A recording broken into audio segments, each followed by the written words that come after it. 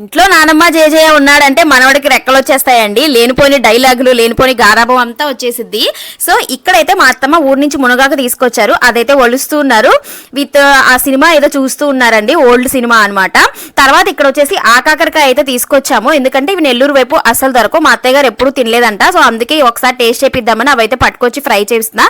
తర్వాత అలాగే పప్పుచారు అయితే కాస్తున్నాను అనమాట. ఇంట్లో పనులన్నీ అయ్యాక వంట మొదలు పెడితే నాకు లేట్ అయిపోతుందండి, అందుకే బ్రేక్ఫాస్ట్ అయిన వెంబటే వంట అయితే చేసేస్తాను. ఆ తర్వాత ఇంట్లో పనులన్నీ నీట్ గా క్లీన్ చేసుకోవడం, అంట్లు ఇల్లు ఉడ్చుకోవడం, నేను ఫ్రెష్ అవడం చేస్తాను. సో ఎందుకంటే మామయ్య గారు 12-12:30కి అంతా తినేస్తారు. ఇంట్లో పనులు చేస్తూ కూర్చుంటే మళ్ళీ బ్రేక్ఫాస్ట్ లేట్ అయిపోతుంది, అలాగే డిన్నర్ లేట్ అయిపోతుందని ముందు లేవడంతో బ్రేక్ఫాస్ట్ అలాగే కుకింగ్ వంట అయితే చేసేస్తాను. ఇంకా నైట్కి డిన్నర్కి జస్ట్ రైస్ పెట్టుకుంటే సరిపోయేటట్లు చేసేస్తాను అనమాట. ఇక్కడ ఆకాకరకాయ ఫ్రై, అలాగే దొండకాయ ఫ్రై, పప్పుచారు, మునగాకు ఫ్రై అయితే చేశాను. ఇక్కడ మా వాడు చూసారా ఎంత గారాబం పోతున్నాడు. ఈ దొండకాయలు కూడా మా అత్తయ్య ఊరి నుంచి వచ్చేటప్పుడు తీసుకొచ్చారనమాట. ఇదండి నా మార్నింగ్ రొటీన్. నా వీడియో నచ్చితే లైక్